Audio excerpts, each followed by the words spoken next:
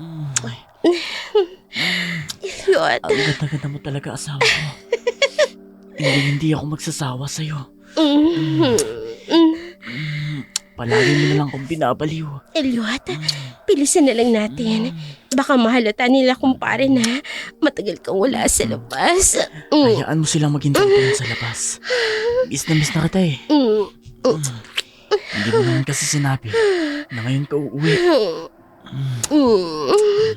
Ay, surpresa nga, diba? Sige na, paligayain na natin ang isa't isa. Sige. Isa na natin. Isasara ko lang tong maigi tong pinto sa banyo. Sige.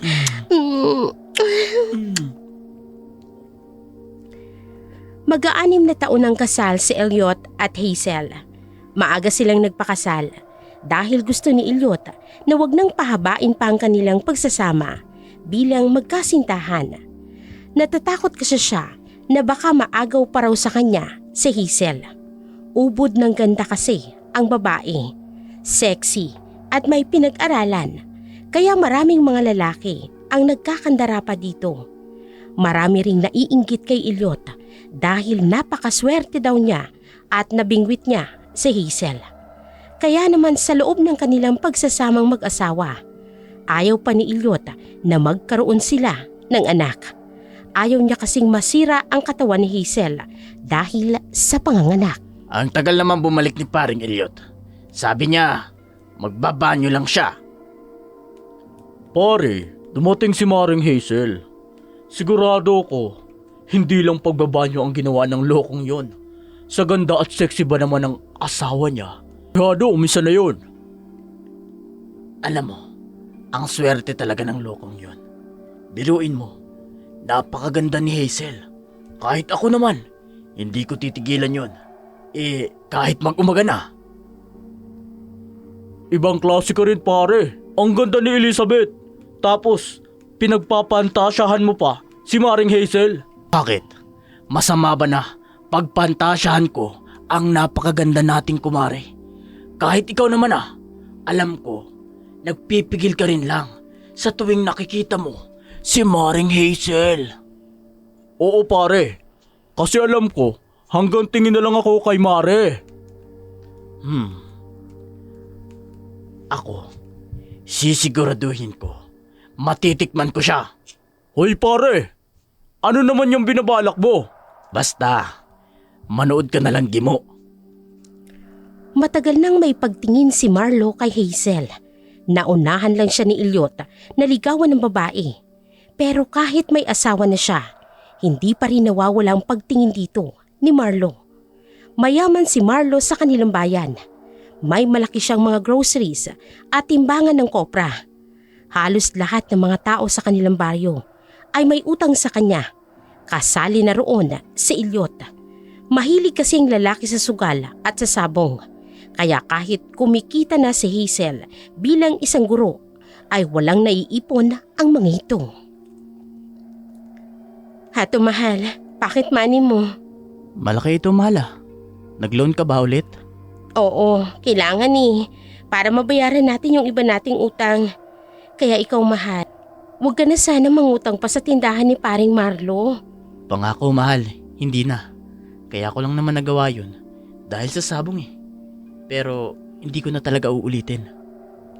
Mabuti naman. Ay, ang dami mga paperworks na kailangan kong tapusin. Hindi muna kita maasikaso, mahal. Kailangan ko kasing humabol sa deadline ng pasahan. May observation din ako sa Monday. Ako na ang bahala, mahal. Aalis muna ako Didiskarte muna ako ng ulam at pagkain natin mamayang hapunan. O sige, umuwi ka ng maaga ha. Ariglado yan, mahal. Matamis na ngumiti si Hazel sa kanyang asawa. Mabait na asawa naman talaga si Elliot. Pero hindi ito perpekto. Marami itong pagkukulang. Tapos ito ng marine engineering. Pero hindi ito nagtatrabaho sa barko. Nakontento na lamang itong maging tambay na lamang at umasa sa sahod ni Hazel bilang isang guro. Noong una, masinop ito sa mga gawaing bahay. Ito ang naglalaba, nagluluto at lahat ng gawaing bahay ay ito na rin ang gumagawa. Hanggang sa malulong ito sa sugal. Katulad na lamang ng araw na yun, dumiretso ito sa sabungan sa halip na bumili ng magiging hapunan nilang mag-asawa. Walang hiya pare. Talo na naman ako sa sabong. Lahat ng perang ibinigay sa akin ni Hazel, naubos lahat. Pare, nakalimutan mo yata. May tindahan ako. Pumunta tayo doon sa tindahan ko. Kumuha ka kahit ilang kilo ng karne at isda. Gusto mo, pati na rin mga groceries. Pero pare, malaki na ang utang namin sa'yo. Babayaran na nga ni Mrs. yung kalahati, kaya ayoko nang dagdagan pa. Hindi niya naman malalaman. Sikreto lang natin. Kaya sige na, umuha ka na ng ilang karne at groceries. Pero paring Marlo, pare naman, para namang iba ka sa akin. Magkaibigan na tayo simula pa noon. Parang kapatid na ang turing ko sa'yo. Kaya ayoko mag-away kayo ni Hazel dahil lang naipatalo mo sa sugal yung perang binigay niya. Salamat pare ha. Maasahan ka talaga. Walang anuman pare. Ikaw pa ba? Malaki ang ngiti ni Elliot kay Marlo. Magkasama silang umalis sa sabungan at nagtungo sa bahay ni Marlo. Dumiretso sila sa katayan nito ng mga baboy at ng manok. Kaagad na bumungad sa kanila ang asawa nitong si Elizabeth. Hands-on ang babae sa pagtitinda at sa pagpapalago ng kanilang negosyo ni Marlo.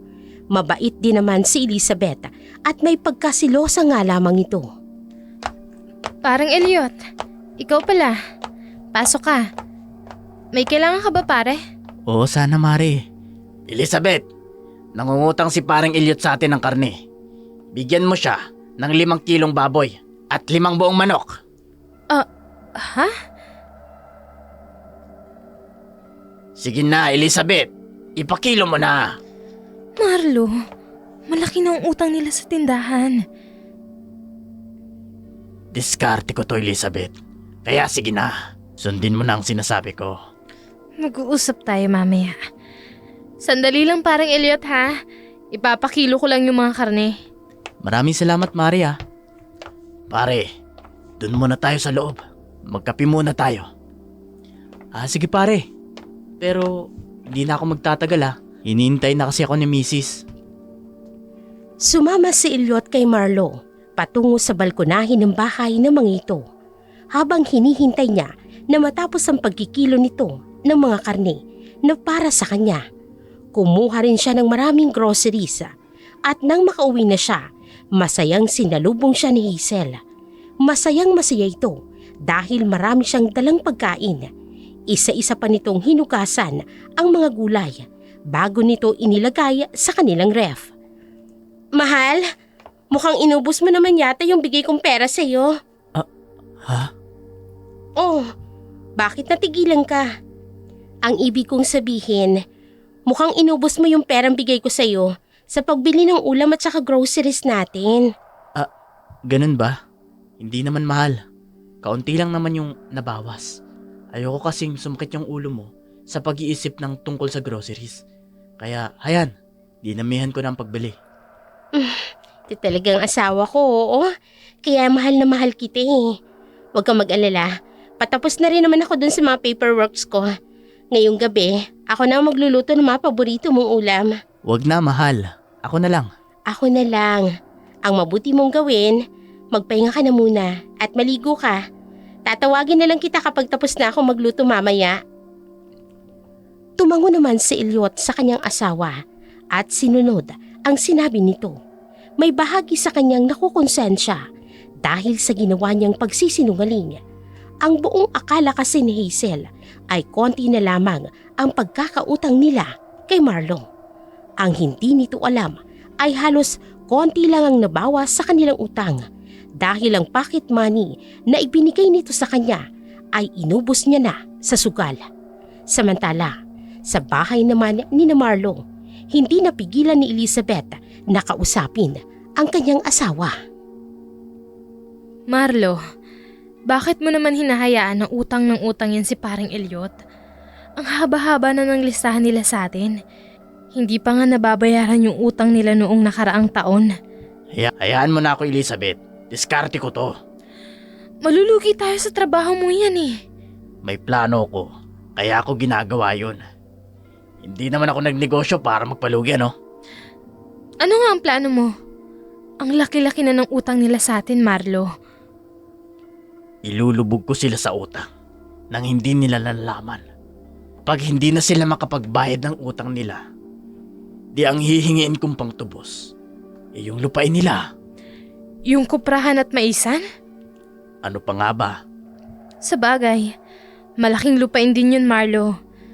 Pero hindi ka ba nakukonsensya? Elizabeth, dapat sa negosyo, matuto kang maging wais. Ito ang nakita kong paraan upang makuha natin ang lupain ni Elliot. Kapag nakuha ko na ang lupa niya, di mas lalaki ang kabuhayan natin. Hindi na nakakibo si Elizabeth sa tinura ng kanyang asawa. Maganda nga ang plano nito, pero hindi yun patas. Pero wala din naman siyang magagawa kung hindi hayaan na lamang ito. Isang araw, naglalakad-lakad si Hazel papunta sa sakayan ng tricycle nang makasalubong niya si Marlo na nakasakay sa motorsiklo nito. Agad itong huminto sa tapat niya at nginitian siya nito ng ubod ng tamis. Magandang umaga, Maring Hazel. Pupunta ka ba sa bayan? Oo, sana pare. Ikaw, saan ang punta mo? Patungo rin ako doon. Maniningil sana ako ng pautang. Tamang-tama. Kung gusto mo, sumabay ka na sa akin. Hindi naman ba nakakaabala sa'yo pare? Hindi naman. Parehas naman ang destinasyon natin eh. Kaya halika na. Umangkas ka na dito sa motor ko. Para hindi ka na mahirapan maghintay ng tricycle. Madalang pa naman yung dumadaang tricycle dito. Maraming salamat pare ha. Sige, aangkas na ako. Oh, dahan-dahan lang Mari. Baka dumikit yung paa mo sa tambutso ng motor ko. Mapapasok ka. Salamat pare ha. Ang bago-bago naman talaga. Ang lambot ng dibdib. Dumidikit sa likuran ko. Ang swerte mo talaga, Elliot. Ayos na pare. Nakasakay na ako ng maayos. Ganun ba, Mare? O sige na, tara na. Ay! Naku, Mare. Pasensya na. Malubak kasi itong daan natin eh. Ayos lang. Uusog na lang ako ng konti. Dikit na kasi ako sa'yo pare. Ayan. Kahit wag na, tumikit ka lang sa akin. Sinadya ko talaga yun. Ginawa ko kanina upang dumikit yung katawan mo sa akin. Tayo na pare. Para makauwi ako kaagad. Sige na, Mare. Matitikman din kita, Hazel. Matitikman ko rin yung napakaganda mong katawan. Walang kaalam-alam si Hazel sa maruming isiping naglalaro sa utak ni Marlo. Malaki din kasi ang tiwala niya sa lalaki. Hindi lamang dahil sa kaibigan nito ni Elliot, kundi matagal niya na rin itong kakilala. Simula dalaga pa lamang siya, kilala niya na si Marlo. Pagkarating nila sa bayan, kaagad na bumaba si Hazel at nagtungo sa tindahan na kanyang sadya. May binili siya roon. Gusto niya kasing kumpirmahin kung tama ba ang kanyang hinala. Papasakay na sana siya ng tricycle nang dumating na naman si Marlo. Mare, uwi ka na. Sabay ka na sa akin. Pauwi ka na ba pare? Tapos ka na sa sadya mo rito sa bayan? Oo. Iilang tao lang naman yung siningil ko dito eh. Sabay ka na sa akin. Sayang yung pamasahe kung sasakay ka pa sa tricycle. Pero nakakahiya naman sa'yo pare. Huwag ka nang mahiya. Magkalapit lang naman ang bahay natin eh. Halika na. Sumabay ka na sa akin. Oh, sige. Tiyak matutuwa yun si paring Elliot kapag nalaman niyang sinabay kita patungo rito at pauwi. Hindi na mag-aalala yun sa'yo. Bakit naman siya mag-aalala pare? Narito lang naman ako sa baryo natin. Mari naman, maraming masasamang loob ngayon. Kaya mag-iingat ka. Hindi na basta-basta ang panahon natin ngayon. Bahagyang ngumiti na lamang si Hazel. Kampante siya habang nakaangkas sa motor ni Marlo.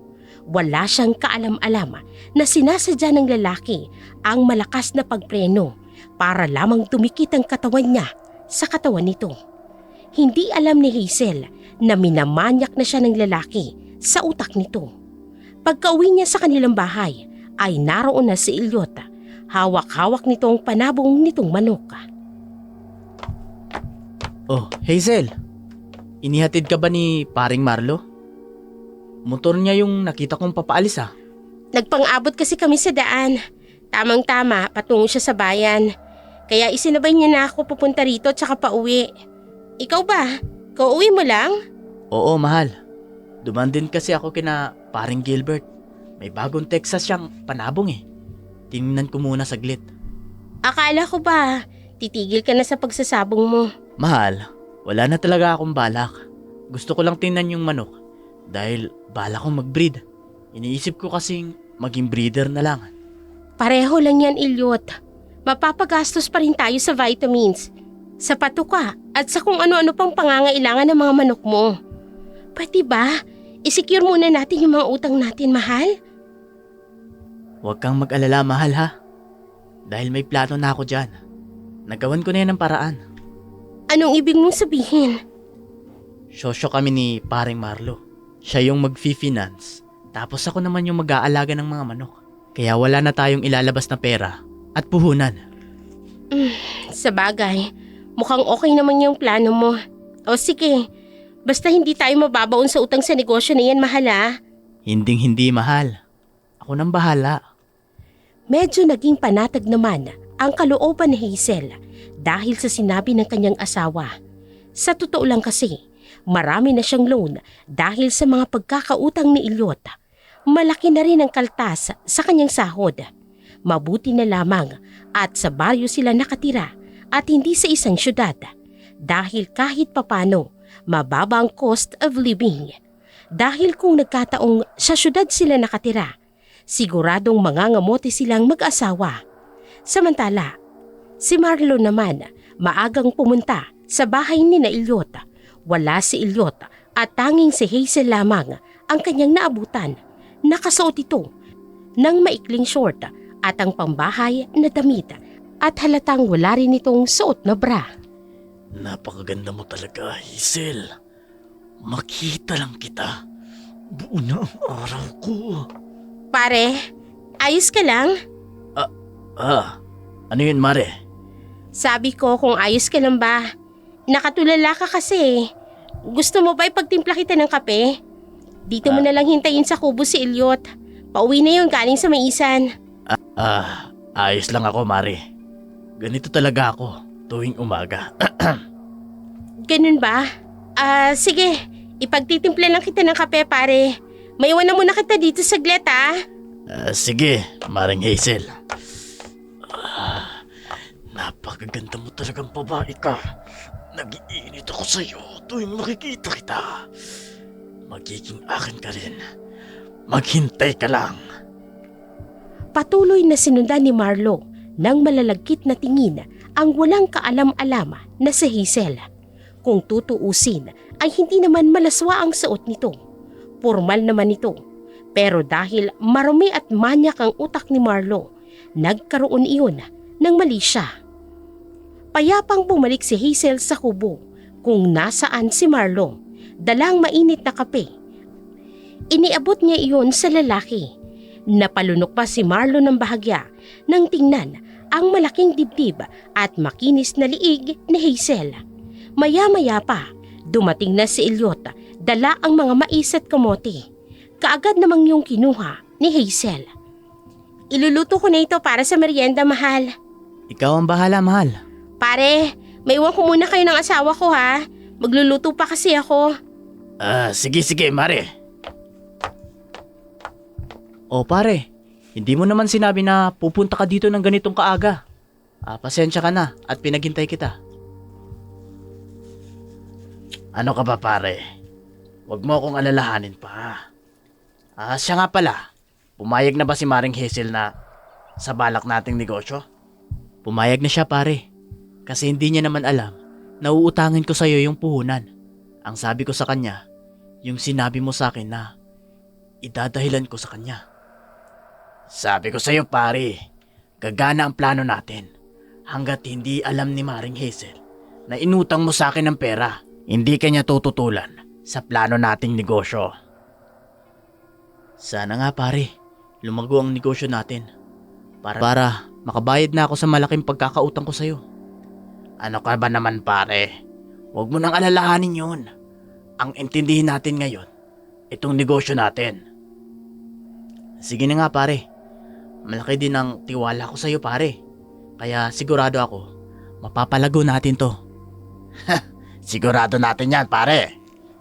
Walang kaalam-alam si Elliot sa maitim na balak ng kanyang sariling kaibigan. Ang buong akala niya ay buo sa loob nito na tulungan siya. Lumipas pa ang mga linggo. Maraming manok na binili si Marlo at Elliot at lahat ng yun ay nakalista sa pangalan ni Elliot.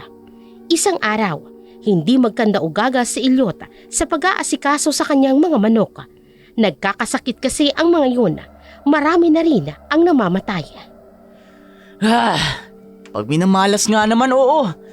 Bakit ngayon pa to nangyari?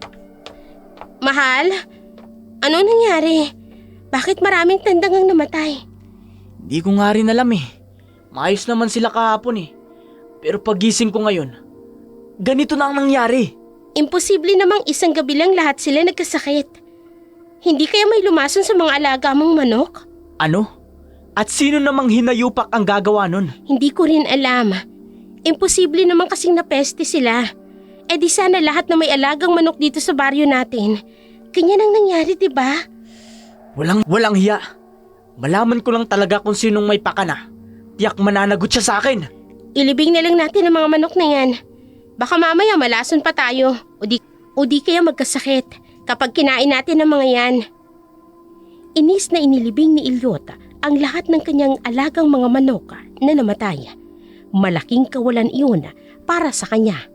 Lalo na't walang kaalam-alam ang kanyang asawa sa mga pagkakautang niya kay Marlo. Mabili lamang ang mga manok na yun. Sa kabilang banda naman, masayang nagiinuman si Marlo at Gimo sa bahay ng lalaki.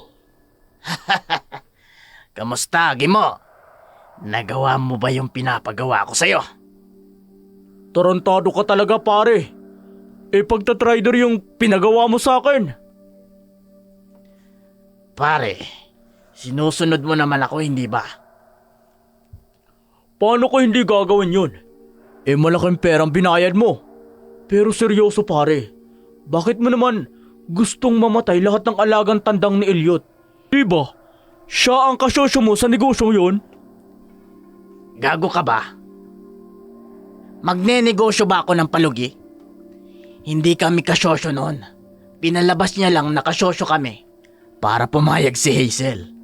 Pero ang totoo, nangutang siya sa akin ng malaking halaga. 200,000 Gimo! Walang hiya! Ganun kalaki? Oo, ganun kalaki. Plus yung mga utang pa nila sa tindahan ko na hanggang ngayon, nakatenga pa rin. Kawawa naman si Maring Hazel niyan. Baon na sa utang nang hindi niya nalalaman. Kasalanan niya rin eh. Malaki ang tiwala niya kay Elliot. Kahit sino naman pare, asawa niya yan eh. Kaya hindi mo masisisi si Maring Hazel. Ngumisi na lamang si Marlo bago nag-umpisang tumagay ulit. Wala naman kasi siyang pakialam kay Elliot. Si Hazel lang ang kanyang iniisip. Baliw na baliw siya sa kagandahan ng babae. Kahit sino naman sa kanilang baryo ay halatang may matinding paghanga sa babae. Lumipas pa ang mga araw. Gulong-gulo na si Elliot kung saan siya kukuha ng pera. Kaya wala siyang nagawa kung hindi ang lumapit muli kay Marlo. Pare, alam kong napakalaki na ng utang ko sa'yo. Pero hindi ko na talaga alam ang gagawin pare. Simula nang may mga lumason sa alaga kong manok, hindi ko na alam kung paano pa ako makakabawi ulit. Pare, mahaba na ang listahan mo sa akin. Napakalaki na ng utang mo. Kung pauutangin pa kita ulit, anong magiging kasiguradahan ko na mababayaran mo ako? Teka pare, bakit naman parang iba na yata yung tono mo ngayon? Hindi ka naman ganyan dati ah. Dati yon pare, nung hindi pa ganong kalaki yung utang mo. Alam mo, nagninegosyo din ako para kumita. Malaki na nga yung lugi ko eh. Ang laki na ng utang mo sa akin. At ang laki na ng interes. Pero pare, papatungan mo pa ng interes? Akala ko ba... Noong una, naiisip ko na wag na lang. Pero ilang taon na yung utang mo pare. Luging-lugi na ako. Kaya pasensya ka na kung papatungan ko ng interes yung mga utang mo. Pero pare, wala naman yun sa usapan natin noon ah. Elliot, wala naman tayong napirmahan na kontrata na kahit dumaan ng maraming taon na hindi ka pa nakakapagbayad ay hindi ko papatungan ng interes. Yung mga utang mo pare. Pare, paano ko mababayaran yung mga utang ko ngayon? Hindi pwede Marlo. Tiyak na magagalit sa akin ang asawa ko. Hindi ko na problema yan pare. Tinutulungan kita noon at pinagkatiwalaang mag-utang. Ngayon, kailangan ko na yung pera. Kaya bibigyan kita ng palugit. Kapag hindi ka nakapagbayad, ay kakausapin ko na ang asawa mo at sasabihin ko sa kanya kung gaano kalaki ang pagkakautang mo sa akin. Hindi Marlo, maawa ka sa akin. Huwag mo naman akong gigipitin ng ganito. Pasensya ka na pare, negosyo lang. Hindi makapaniwala si Elliot sa naririnig niya mula sa kanyang kaibigan. Hindi niya akalain nagigipitin siya nito ng isang bagsakan lang. Wala siyang nagawa kung hindi ang umuwi sa kanila ng tuliro. Wala pa si Hazel dahil nasa trabaho pa ito. Samantala, narinig naman lahat ni Elizabeth ang naging pag-uusap ni Marlo at ni Elliot. Hindi nakatiis ang babae. Nilapitan niya si Marlo upang kausapin. Narinig ko ang pag-uusap niyo kanina, Marlo. Hindi ka ba nakokonsensya sa ginagawa mo? Bakit naman ako makokonsensya? Kung tutuusin, tinutulungan ko din naman siya. Hindi yun ang ibig kong sabihin. Oh, ano namang pinupunto mo? Pandaraya yung ginawa mo. Hinayaan at sinadya mo siyang malubog sa utang. Pagkatapos ngayon, kinikipit mo na siya, Marlo. Matalik kayong magkaibigan ni Elliot. Kaibigan ko nga siya. Pero labas sa pagkakaibigan namin, ang pagkakautang niya sa akin. Isa pa Elizabeth, hayaan mo na lang ako sa diskarte ko. Alam mo naman na yung lupa talaga nila ang habol ko, hindi ba? Bahala ka nga. Basta ako pinagsabihan na kita. Na noon pa man, sinabihan na kitang limitahan mong pagpapautang kay Elliot. Pero sadyang sukab ka eh. Sinadya mo pa talaga. Hayaan mo na nga lang ako. Huwag mo na akong pakialaman sa diskarte ko. Bahala ka.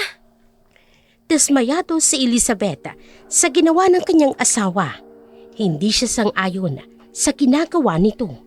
Pero dahil asawa siya, ay wala siyang magawa kung hindi lihim na sumang-ayon na lamang sa isang tabi. Samantala, dumating si Hazel na madilim pa rin ang kabuuan ng kanilang bahay. Pagkababa niya ng tricycle, ay kaagad siyang pumasok upang hanapin si Elliot. Hindi kasi siya nito sinundo, kaya siya ginapi sa pag-uwi dahil hinihintay niya pa sana ito. Elliot? Elliot? Mahal! Nasaan ka ba? Bakit hindi nakabukas sa mga ilaw? Nasaan na naman bang lalaking yun? Narito ako, mahal. Elliot? Lasing ka? Bakit ka uminom? Ang tagal ko naghintay dun sa eskwelahan. Tapos narito ka lang pala at umiinom? Pasensya ka na, mahal. Hindi ko naman intensyon na paghintayin ka din eh. Napainom lang talaga ako.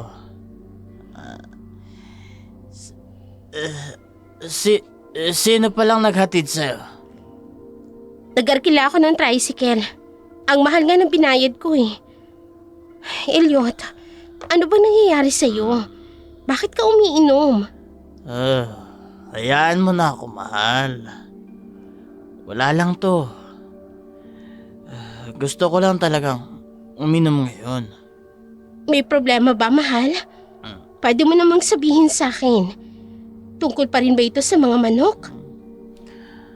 Mahal, kapag ba may nagawa akong malaking kasalanan sa'yo, mapapatawad mo ba ako?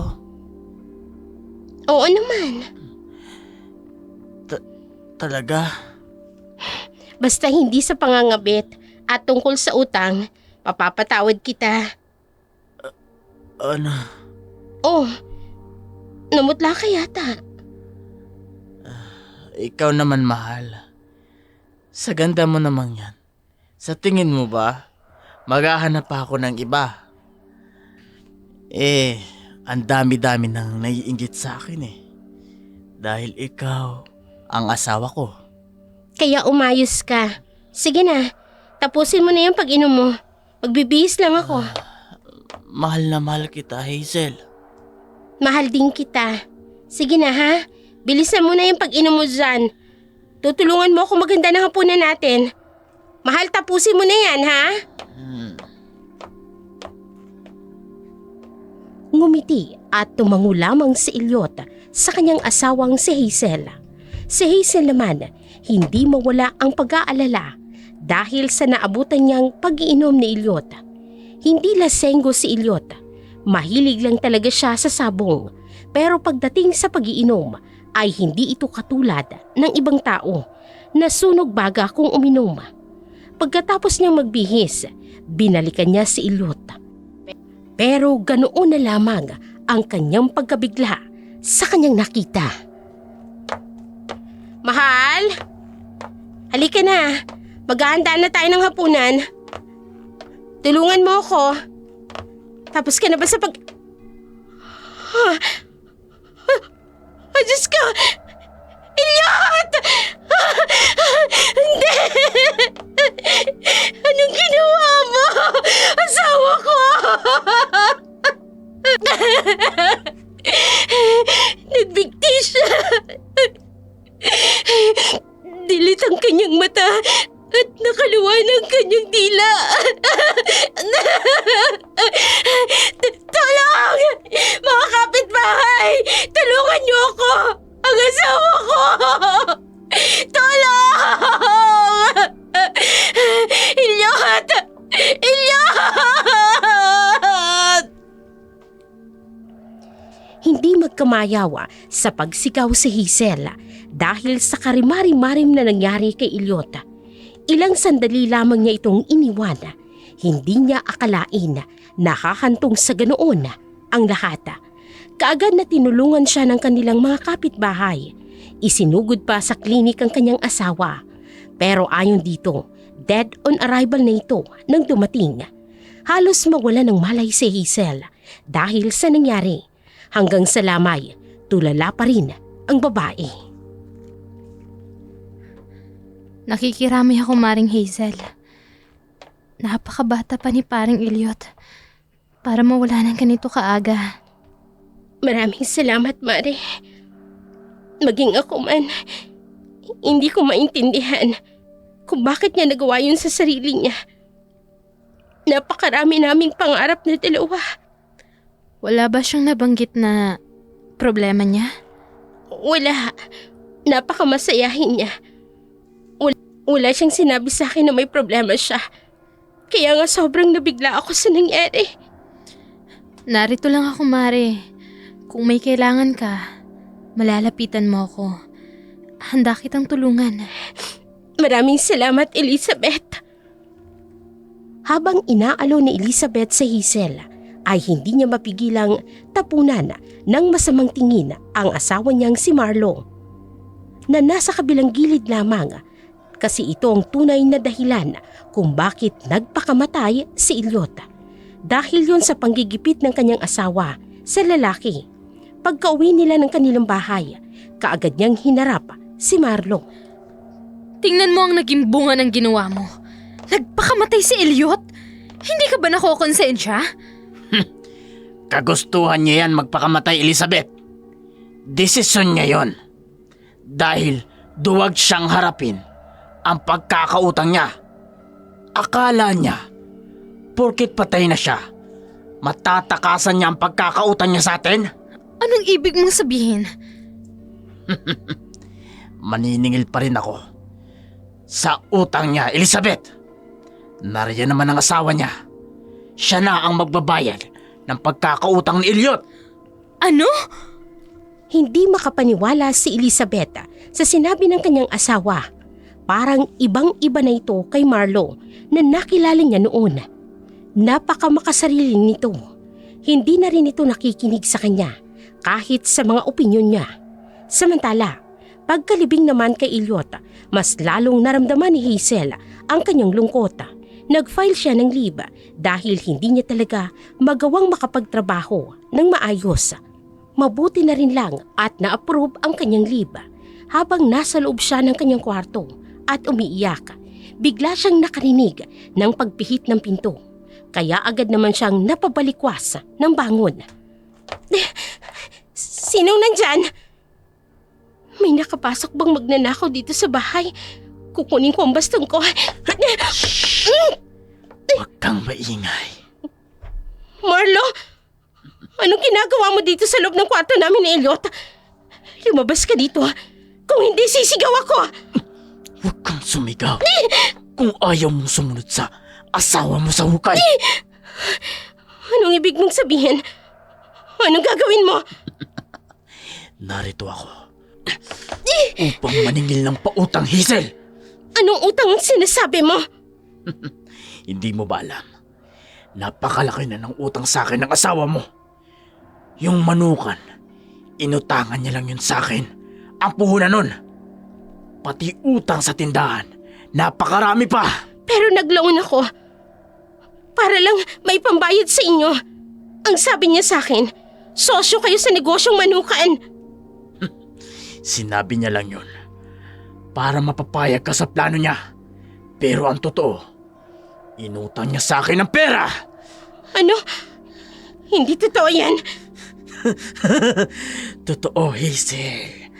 Napakalaki na ng utang niyo sa akin dahil hindi naman binayad sa akin ng asawa mo ang perang binigay mo na ipatalo niyang lahat sa sugal.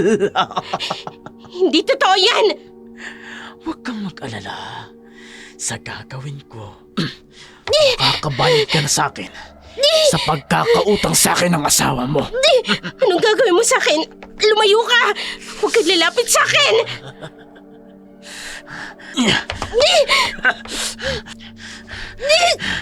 Matagal na ako naglalaway sa kagandahan mo, Hazel. Matagal na ako nag-iinit sa utak mo. Matagal ko nang pinapangarap ang pagkakataon na to. Tingin mo! Nakakatangan ni Elliot at nagpakamatay siya. Pero pabor sa akin yun. Pero magiging akin ka na. Ano ba? Tingin mo! Huwag kang sumigaw.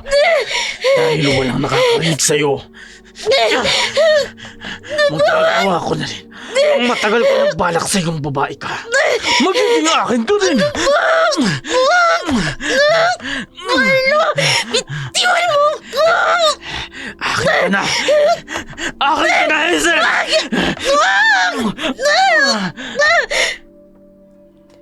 Walang nagawa si Hazel. Kahit na anong pagpupumiglas niya ay hindi siya makawala sa mahigpit na pagkakahawak sa kanya ni Marlo. Itinali pa nito ang kanyang mga kamay at nilagyan ng busal ang kanyang bibig upang malaya nitong magawa ang kababuyan nito sa kanya. Hilam sa luha ang mga mata ni Hazel. Ilang ulit siyang ginahasa ni Marlo. Hindi ito tumigil hanggat hindi ito nagsasawa sa kanyang katawan. Pagkatapos nitong gawin ang kahalayan sa kanya, tumayo ito at nagbihis. Si Hazel naman nananatiling tulala at nakatingin lamang sa kisame. Napakasarap mo, Hazel. Huwag kang mag-alala. Hindi pa ito ang huling beses na pagsasawaan ko ang katawan mo. Hayop ka! Demonyo ka! Oo, demonyo talaga ako, Hazel. Matagal ko nang pinapangarap ang matikman ka. Kaya naman, ginawa ko ang lahat para maging akin ka. Ikaw ba ang dahilan kung bakit nagpakamatay ang asawa ko. Sabihin na natin, marahil ako nga. Pero kasalanan niya yun. Dahil duwag siya at natakot siyang bayaran ang pagkakautang niya sa akin. Pero ngayon, wala na siya. Ikaw na ang magiging kabayaran ng pagkakautang niya sa akin, Hazel. Pagsisisiyan mong ginawa mong ito sa akin at sa asawa ko. Hayop ka, Marlo! Anong gagawin mo? Magsusumbong ka sa mga pulis. Subukan mo, Hazel. Dahil idadamay ko ang pamilya mo. Papatayin ko ang mga magulang mo. Napakademonyo mo! Wala kang konsensya! Wala talaga! Kaya ikaw, wag na wag kang gagawa ng bagay na hindi ko magugustuhan. Dito ka lang. Ano ba? Itataliran kita dito. Tiwan mo ko! Dahil mamaya, babalik ulit ako. At magpapakasawa ulit ako sa kandungan mo. Pakawalan mo ko rito! Ayop ka! Demonyo ka! Pakawalan mo ko! Malakas na tumawa lamang si Marlo bago tuluyang lumabas ng bahay ni Hazel. Pasipul-sipul pa ang lalaki na para bang walang ginawang kababuyan sa asawa ng kanyang matalik na kaibigan. Sakay ng kanyang motor, nakita ni Gimo ang pag-alis ni Marlo galing sa bahay ni Hazel. Kaagad na gumana ang isip ni Gimo, kaya naman sinundan niya si Marlo patungo sa bahay nila Elizabeth. Pare, anong ginagawa mo dito, Gimo? Anong kailangan mo? Huwag mong sabihin, mangungutang ka na naman. O pare, hindi yun ang pinunta ko dito. Kung ganon, tungkol saan? Huwag ka namang magmaang-maangan pare. Nakita kita. Galing ka sa bahay ni Maring Hazel. Yung bunganga mo, Gimo. Hinaan mo yung boses mo at baka marinig ka ni Elizabeth. May ginawa ka no? Anong ginawa mo, ha? Wala akong ginawa. Huwag ako, Marlo. Natatandaan ko pa yung sinabi mo noon. Sabi mo, gagawin mo ang lahat. Matikman mo lang si Hazel. Ngayon, sabihin mo sa akin, anong kalokohan ang ginawa mo? Pinagsamantalaan ko siya. Walang yo. Totoo nga. Oo, yun na ang magiging kabayaran ni Elliot sa lahat ng pagkakautang niya sa akin. Kung ganun, dapat may parte din ako dyan. Anong ibig mong sabihin? Pare naman, hindi lang ikaw ang naglalaway kay Hazel. Marami tayo. Kaya, pagbigyan mo na ako pare. Tarantado ka. Sa akin lang si Hazel. Marlo, baka nakakalimutan mo. Marami tayong katarantaduhang ginawa noon. Pwede ko namang ikanta ang lahat yon. Magsabi ka, mabilis lang naman akong kausap.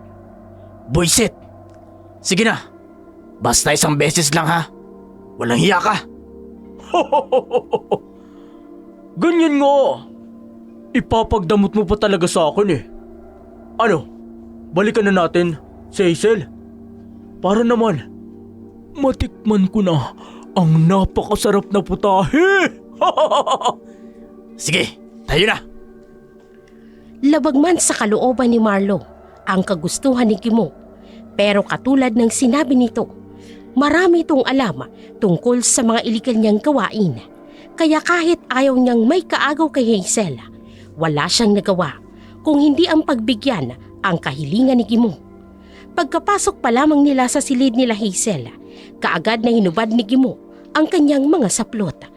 Nanlaki at natakot si Hazel nang makita niya ang dalawa. Lumayo kayo sa akin! Mga manyak! Demonyo kayo! Lumayo kayo! Lumayo kayo! Ang ganda-ganda mo, Hazel. Ang bangang-bango mo pa. Iwan mo! Napakaswerte talaga sa'yo ni Elliot. Pero ngayon, matitikman na rin kita.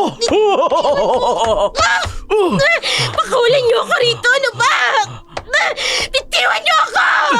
Ibabalik ko lang tong usal dyan sa bibig mo. para naman hindi ka na makapag-ingay.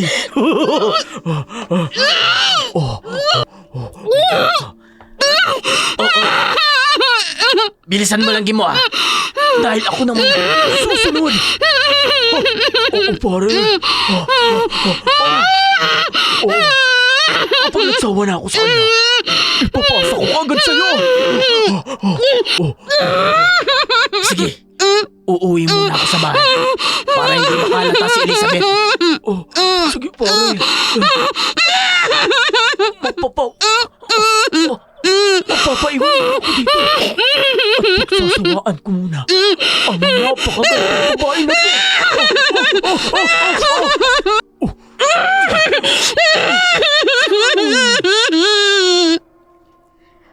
Walang palag si Hazel. Kahit anong gawin niya, wala siyang magawa. Parehong nakatali ang kanyang mga paa at ang kamay. May busal din sa kanyang bibig. Patuloy lamang na tumutulo ang kanyang luha sa kanyang mga mata. Hindi niya akalain na aabot sa ganoon ang kanyang kapalaran. Ang mga taong pinagkatiwalaan niya ay siya palang sisira sa kanyang pagkatao. Patuloy siyang pinagsamantalahan ni Gimo. Wala itong awa kahit puro pasa ng kanyang katawan.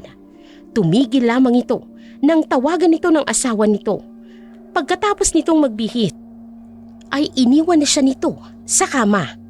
Galit at puot ang nararamdaman ni Hazel. Ipinangako niya sa sarili na oras na makawala siya sa impyernong kanyang kinasasadlakan, ay gaganti siya sa kahit na anong paraan.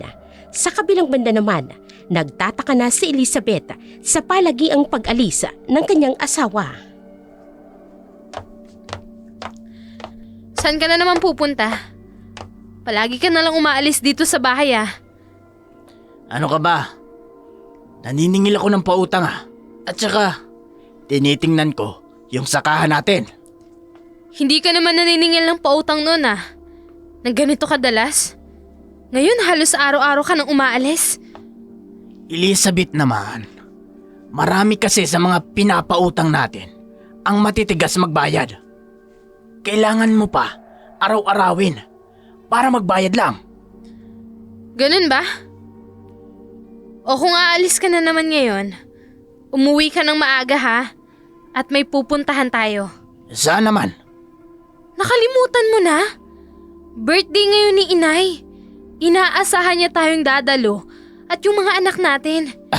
Oo nga pala. Huwag na lang kaya akong sumama. Marlo naman. Alam mo namang matampuhin yun si Ina. Kapag hindi ka sumama, tiyak na magtatampo na naman yun. Kaya sumama ka na. Sige na. Oo na, sasama na ako. Pero, aalis muna ako saglit, ah. Babalik din ako kaagad. Bumalik ka talaga kaagad. Ihahanda ko rin yung mga bata. Para mamaya pagdating mo, didiretso na tayo sa pag-alis. Sige. Walang nagawa si Marlo kung hindi sundin ang gusto ng kanyang asawa. Mahal niya ang kanyang asawa, pero matindi rin ang atraksyong nararamdaman niya kay Hazel.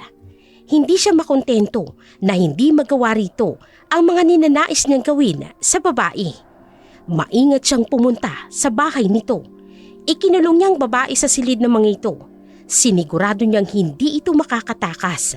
Pagkapasok niya pa lamang sa loob ng kwarto, nakita niya agad ang takot sa mga mata ni Hazel. Huwag ka lalapit sa akin! Huwag ka nang magpumiglas pa, Hazel. Wala ka rin namang magagawa. Magtatagumpay pa rin ako sa bala ko sa'yo. Kaya huwag mo na akong pahirapan pa! Patayin mo na lang ako kaysa pa ulit-ulit mo akong babuyin. Hayop! Di mawawalan ng saysay ang lahat ng paghihirap ko kung papatayin kita. Napakasarap na ng buhay ko ngayon, Hazel. Sa isang Diyos ang babae na katulad mo. Kaya, halika dito! Ano ba? Bitiwan mo sabi ako! Napakaingay mo! Hindi na kita pakakawalan, Hazel. Kaya huwag ka na magpumiglas pa. Dahil sa akin ka na. Sa akin ka na!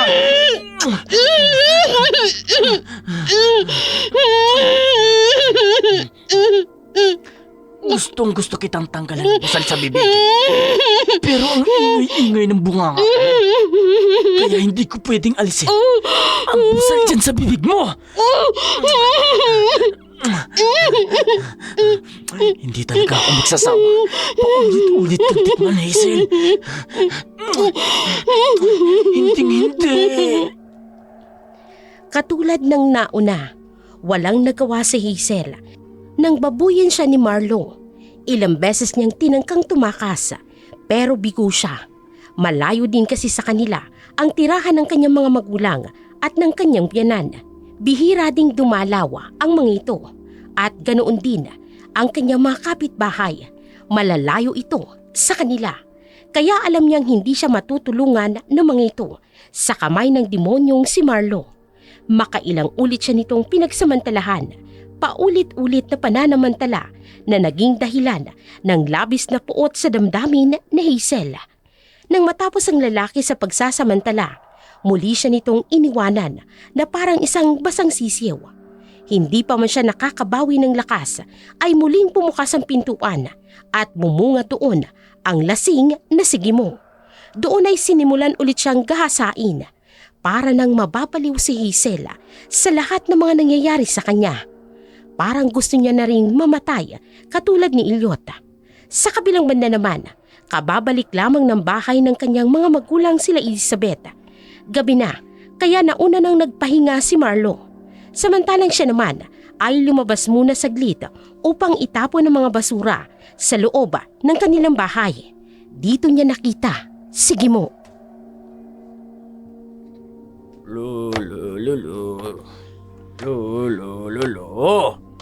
Mare, magandang gabi sa'yo. Magandang gabi rin sa'yo, paring Gimo. Oh, Mukhang nakainom ka ha. kaunti lang naman, Mare. Oh, nariyan ba si paring Marlo? Nagpapahinga na si Marlo. Saan ka ba galing, pare? Nagpalipas oras lang, Mare. Doon kay Maring Hazel. Ano? Hindi pa ba sa'yo nabanggit ang asawa mo? Anong ibig mo sabihin? Anong hindi niya pa nababanggit sa akin? Mare naman. Ginawa niyang pangbayad ng utang si Maring Hazel. Pinagsawaan namin si Maring Hazel. Oh, ang sarap-sarap ng buhay namin ni paring Marlo. May maganda kaming parausan. Anong sinabi mo? Pinagloloko mo ba ako? Hindi. Bakit ko naman gagawin yun? Ayaw mong maniwala sa akin dahil lasing ako. Nagsasabi ako ng totoo. Kahit tingnan mo pa dun sa bahay nila, naroon si Hazel, nakagapos at walang laban. Hindi totoo yan sinasabi mo.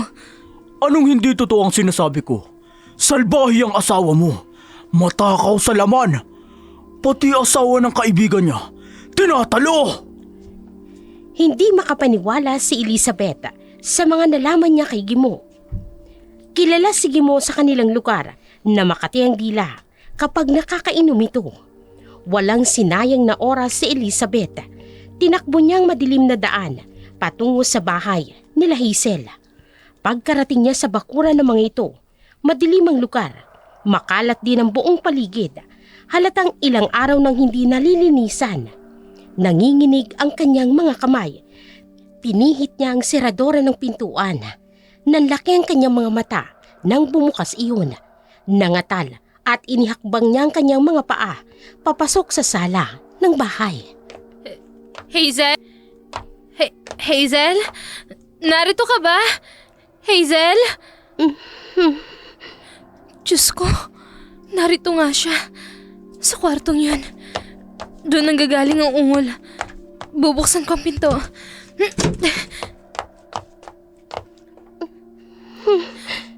Diyos ko, Hazel!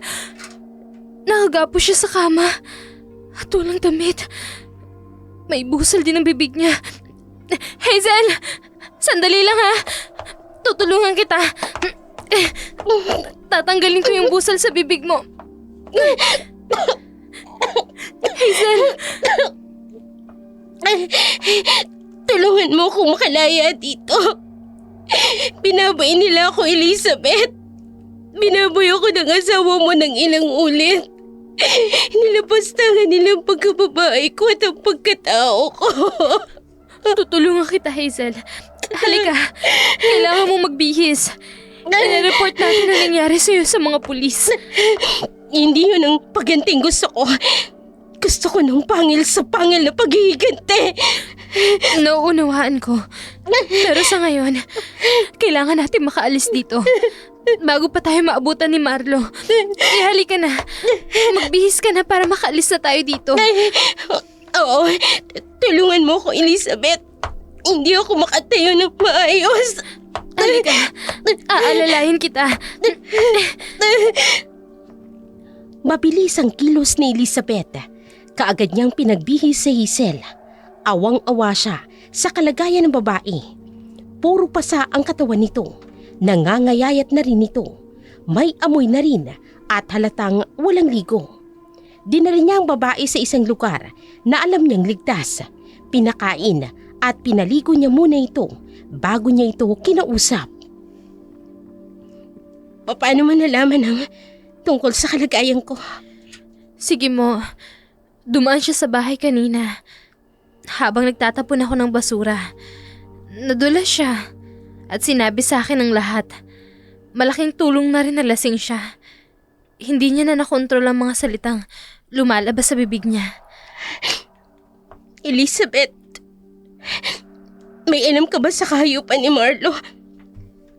Alam mo bang lahat ng plano niya? Wala akong alam, Hazel. Ang tanging alam ko lang, sinadya niyang pautangin ng malaki si Elliot para kapag hindi na kayo makapagbayad, ay iilitin niya ang lupa niyo. Bakit hindi mo sinabi sa akin ang lahat? Bakit itinago mo? Patawarin mo ako, Hazel. Asawa ko si Marlo. Ayoko masira ang pagsasama namin. Kaya kahit mali, hindi ako kumibo. Pero kung alam ko lang, nahantong sa ganito ang lahat, sana noon pa man, pinigilan ko na siya. Huli na, Elizabeth. Patay na ang asawa ko. Binaboy na ako ng asawa mo at ni Kimo. Paulit-ulit nilang ginawa ang pambababoy sa akin habang buntis ako. Buntis ka? Oo, magtatatlong buwan na akong buntis. Bala ko sanang sabihin kay Elliot pero nag-alinlangan pa ako noon. Dahil alam kong hindi niya pa gusto magkaanak. Pero ngayon, hindi niya nalaman dahil patay na siya. Patawarin mo ako, Hazel. Tutulungan kita. Talaga, tutulungan mo kung gumanti sa asawa mo at kay Kimo? Kung yun ang magiging paraan upang mapanatag ang kalooban mo, gagawin ko, Hazel. Kung ganun, makinig ka. Gusto kong malaman mo na gusto ko ring iparana sa kanilang kahayupan nila sa akin. Sige, handa akong makinig sa lahat ng mga plano mo. Hindi makapaniwala si Hazel na si Elizabeth pa mismo ang nag-alok ng tulong sa kanya upang maghiganti sa asawa nito. Tahimik itong nakinig sa mga gusto niyang mangyari. Kahit nagpapakita ito ng kabutihan sa kanya, ay hindi pa rin nakakampante si Hazel. Asawa pa rin nito ni Marlo at hindi niya alam kung tunay nga bang tutulungan siya nito. Samantala, si Marlo naman, labis ang galit nang pumunta sa bahay ni Hazel at makitang wala na roon ang babae. Kaagad siyang nagtungo sa bahay ni Gimo. Naabutan niya pang lalaki na bagong gising lamang at tulala sa harapan ng isang tasa nitong kape. Mabuti naman. Nabutan kita dito sa bahay nyo. Oh, pare, ikaw pala. Anong ginagawa mo dito? May problema ba? Oo. Malaki ang problema natin.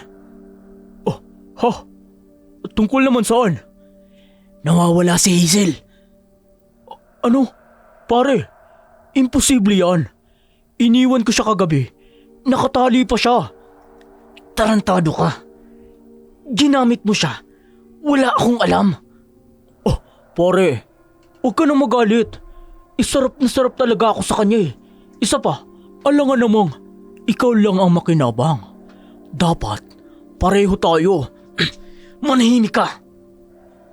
Ang gawin natin ngayon, hanapin natin siya. Kailangan nating mahanap si Hazel bago pa siya makapagsumbong sa mga pulis. Teka lang. Kagabi kasi, parang natatandaan ko, dumaan ako dito sa bahay niyo eh. At parang nakausap ko si Maring Elizabeth. Bubo ka ba? Anong sinabi mo sa asawa ko, ha? Sinabi mo ba sa kanya ang tungkol sa ginawa natin kay Hazel? Pare, hindi ko matandaan. Pero parang ganun na nga yata. Walang hiya ka! Papatayin kita! Papatayin kitang gago ka! Hanapin mo na lang ang asawa mo. Sigurado ko, kukumprontahin ka nun. Alam mo naman ako, kapag lasing, minsan, hindi ko mapipigilan ang bibig ko. Hayop ka! Yan ang bagay sa iyong damuho ka. Hindi ka marunong mag-ingot. Rico, bakit? Kailangan mo pa akong suntukin. Hanapin mo na lang ang asawa mo. Hanapin mo na lang si Maring Elizabeth, pare. Dito ka lang, ha? Huwag na huwag kang gagawa ulit ng panibagong katarantaduhan. Nagmamadaling umalis si Marlo sa bahay ni Gimo.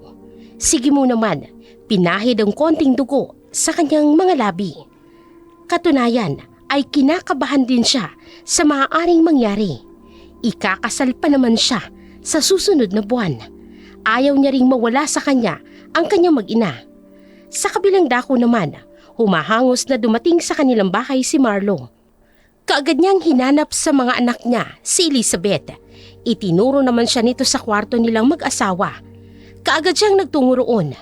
Pagkarating niya roon, naabutan niya si Elizabeth na mahinahong nakaupo sa gilid ng kanilang kama. Elizabeth,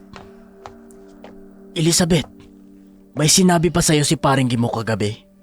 Meron. Paano niyo nagawa yun sa kanya? Elizabeth, magpapaliwanag ako. Hindi ko sinasadya ang mga nangyari. Natukso lang ako. Sa katunayan yan, si Hazel ang may kasalanan. Dahil inakit niya ako. Dahil may lihim siyang pagkagusto sa akin. Elizabeth, lalaki lang ako. Madali akong matukso sa pagkakasala. Kaya ba nakagapo siya nang maabutan ko sa bahay nila, ha? Marlo? Hindi ako may gawa nun. Sige mo ang may gawa nun. Elizabeth, makinig ka sa akin. Saan mo ba dinala si Hazel? Kailangan kong mailigpit siya bago pa siya makapagsumbong sa pulis. Sisirain niya ang pamilya natin. Isasama kita sa lugar kung saan ko siya dinala. Pero isasama mo rin si Gimo. Bakit pa natin kailangang isama si Gimo? Basta makinig ka na lang sa akin. Pupuntahan natin si Hazel sa lugar kung nasan siya. Tayong tatlo ang pupunta doon. Sige, babalikan ko lang si Gimo sa bahay nila. Tumango na lamang si Elizabeth kay Marlo. Pagkaalis ni Marlo, binili na niyang kanyang mga anak na wag aalis dahil may pupuntahan lamang sila ng kanyang asawa. Pagkabalik ni Marlo, kasama na nito si Gimo. Malikot ang mga mata ng lalaki na tila ba kinakabahan. Mabilis silang naglakad papaalis at hindi na sila gumamit ng motorsiklo. Dahil ayon kay Elizabeth, hindi naman ganun kalayo ang lugar na pinagdalhan niya kay Hazel. Nakarating sila sa isang lumang bahay. Tanda iyon ni Marlo dahil doon sila patagong nagkikita noon nung magkasintahan pa lamang sila ni Elizabeth. Pagkapasok nila sa loob ng bahay, kaagad na bumungad sa kanila ang galit na si Hazel. Akala mo siguro, matatakasan mo kami? Akala mo siguro, mauuto mo ang asawa ko? Natutulungan ka niya na makatakas mula sa amin? Teacher ka pa naman. Hindi mo ba ginamit ang utak mo? Dito ko pa talaga nagtiwala kay Elizabeth. Natural, hindi niya ilalaglag ang asawa niya. Sigurado kayo? Anong ibig mong sabihin? Bakit hindi nyo tingnan ang nasa likod nyo? Anong? Walang hiya, pare! Bakit naging mukhang aswang ang asawa mo? Nag-iiba siya ng anyo. Anong nangyayari sa asawa mo? Marlo! Bakit naging siyang aswang? Elizabeth, anong ibig sabihin nito? Paano ka naging aswang? Paano? Isa akong mandurugong aswang, Marlo. Matagal ko nang pinili ang mamuhay ng tahimik kasama ng pamilya ko. Pero nang malaman ko ang ginawa mong kababuyan kay Hazel, naisip ko na bakit hindi ko siya tulungan na makapaghiginti sa inyong dalawa ni Gimo. Hindi, Elizabeth. Asawa mo ko. Mahal mo ko. Hindi mo ko ipagkakanulo sa babaeng yan. Ako ba minahal mo? Ha, Marlo? Niloko mo ko. Niloko rin ako ng kaibigan mo. Kaya hindi na ako magtataka na darating ang araw kapag wala na akong pakinabang sa'yo ay gagawin mo din sa akin ang ginawa mo sa kanila. Kaya mas mabuti pang unahan na kita! Hindi totoo yan. Mahal kita, Elizabeth. Huwag mong gagawin sa akin. Ayusin natin to. Ayusin natin ang pamilya natin, mahal ko. Huwag niyo akong idadamay dito. Maawa kayo sa akin. Ikakasal pa ako sa susunod na buwan. May anak pa ako. Maliliit pa ang anak ko. Sana, inisip mo yan noon. Nung ginagawan mo ko ng masama. Ngayon magbabayad kayo sa ginawa niyong kababuyan sa akin. Hindi. Tatakbo ko palabas dito. Saan ka pupunta? Yeah!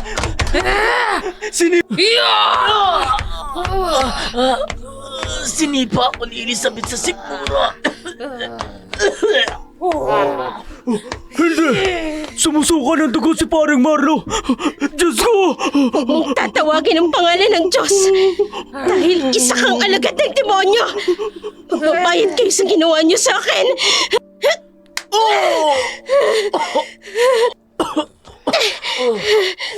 Sinaksak mo ko sa binti ko. Kulang pa yan.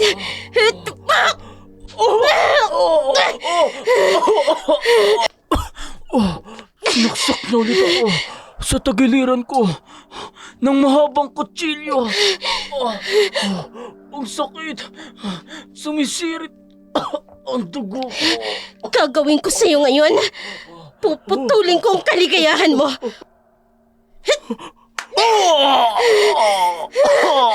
Aray! Ang ari ko! Hindi! Parang awa mo na. Maawa ka sa akin, Jesus. Maawa ka! Hindi! Ang junior ko! Pinutol mo! Pinutol mo ang kaligayahan ni Gimo. Oo. At ipapakain ko to sa'yo. Pagkatapos, puputulin ko rin ang kaligayahan mo. Huwag mong gawin yan. Nagmamakaawa ako sa'yo. Elizabeth, asawa ko. Tulungan mo ko. Parang awa mo na asawa ko. Asawa mo pa rin ako. Ito ang magiging kabayaran sa lahat ng kasalanan mo, Marlo. Kaya tanggapin mo ito nang maluwag sa damdamin mo. Hindi. Nagmamakaawa ko sa'yo. Huwag. Parang awa mo na. Hindi ko na uulitin. Hindi ko nasisingilin ang utang mo. Basta itigil mo lang ang ginagawa nyo. Nag-uumpisa pa lang ako, Marlo. Elizabeth, hawakan mo mabuti ang asawa mo. Siya ang susunod ko. Sige, hindi siya makakawala sa pagkakahawa ko. Kaya gawin mo na ang nais mong gawin sa kanya! Hindi. Huwag. Maawa kayo sa akin. Maawa kayo. Huwag. Hindi! Ngayon, isubo mo ito. Ibuka mo ang bibig mo. At damin mo kung gaano ka kababoy, kung anong ginawa mo sa akin. Hindi, ayoko. Ibuka mo ang bibig mo. Hindi, sinasap mo niya sa bibig ko. Ibuka mo ang bibig mo.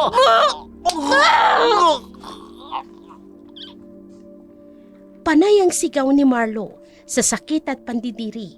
Ngunit wala siyang takas sa mahigpit na pagkakahawak sa kanya ng kanyang asawa na nasa anyong asawang. Sige mo naman, nahimatay dahil sa sakit at takot. Hindi pa nakontento si Hazel. Itinali niyang dalawang lalaki. Tumutulo ang mga dugo sa mga sugat nila. Umiiyak at nangihina ang dalawa.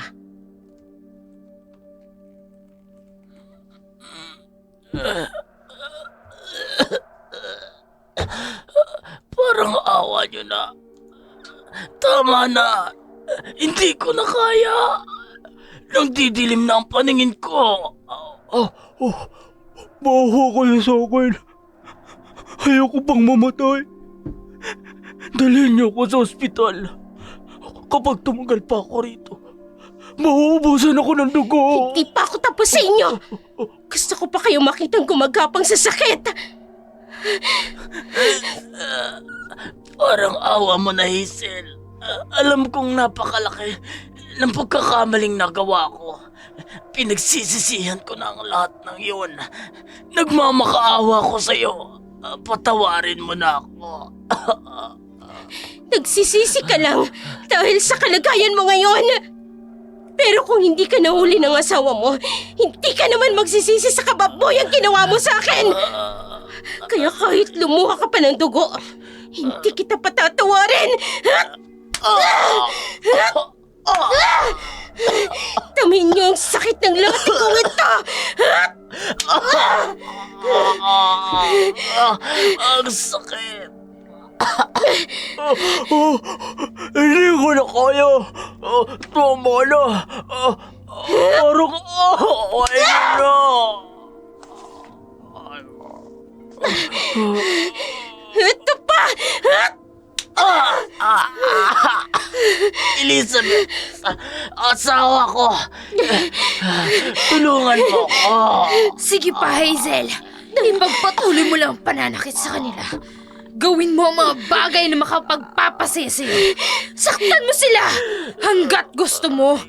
Parusahan mo ang dalawang demonyong yan! Tama na. Parang awa niyo na. Hindi ko pa kayang mamatay. Itigil niyo na to. Pinagsisisihan ko ng lahat ng nagawa ko. Hindi ko kayo titigilan hanggat hindi kayo tuluyang namamatay.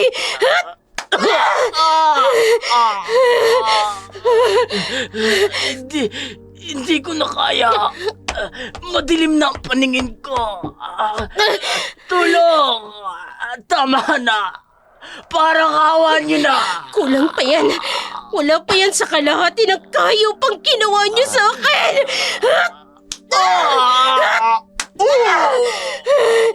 Papatayin ko kayo! Mga hayop kayo! Habang pinarurusahan ni Hazel, Sigimo at Marlo, nakatingin lamang si Elizabeth sa gilid.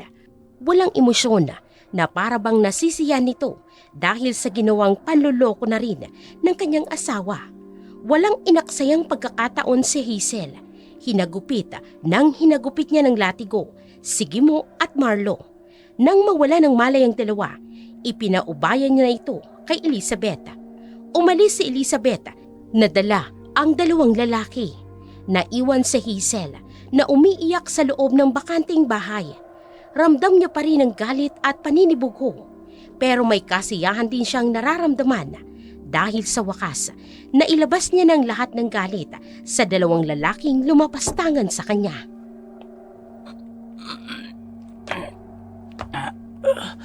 Elizabeth, asawa ko, gawan mo naman ang paraan para makalaya ako dito.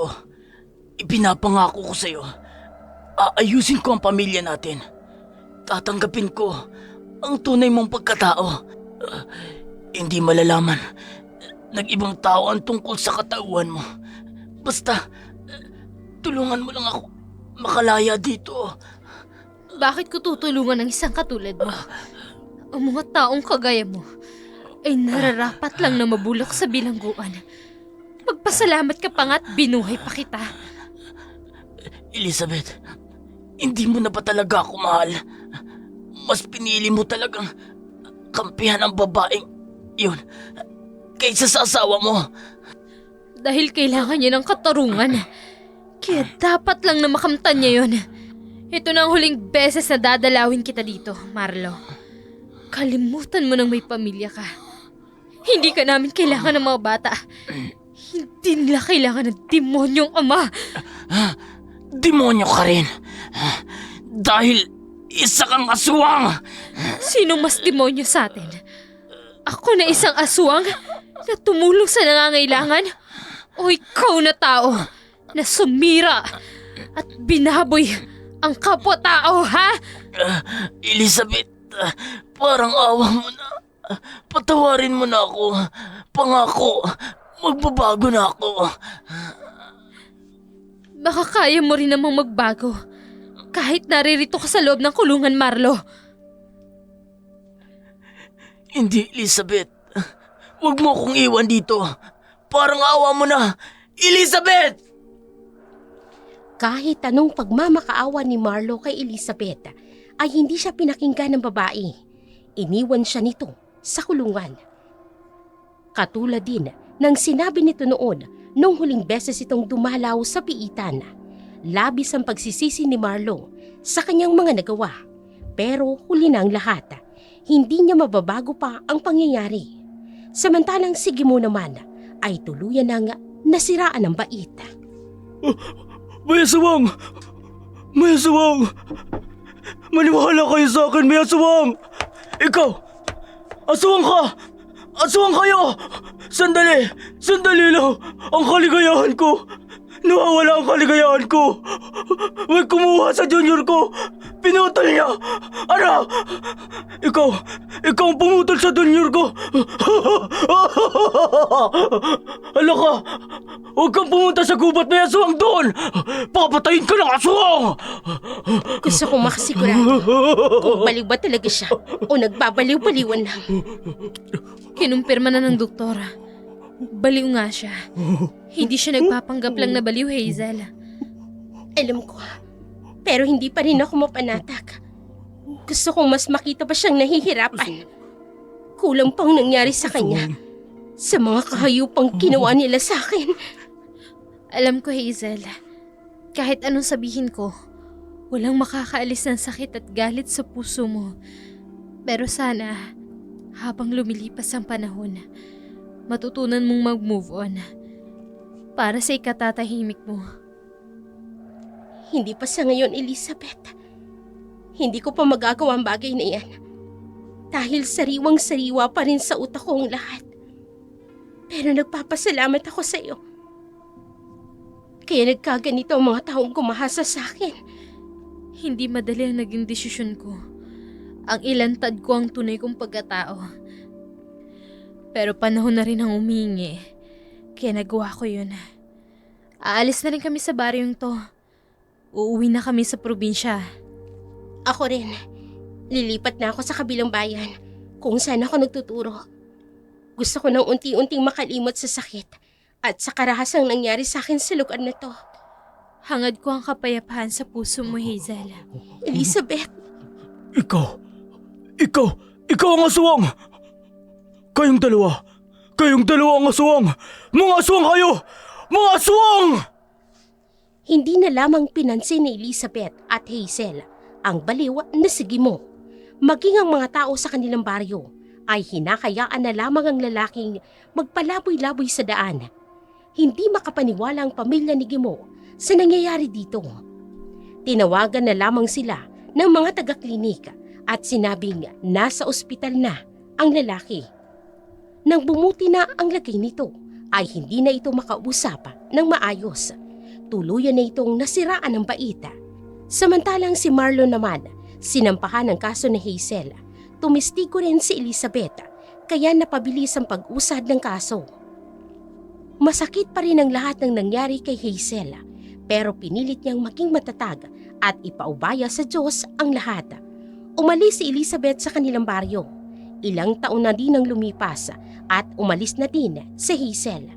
Pero bumabalik pa rin siya upang dalawin ang puntod ng kanyang asawang si Elliot.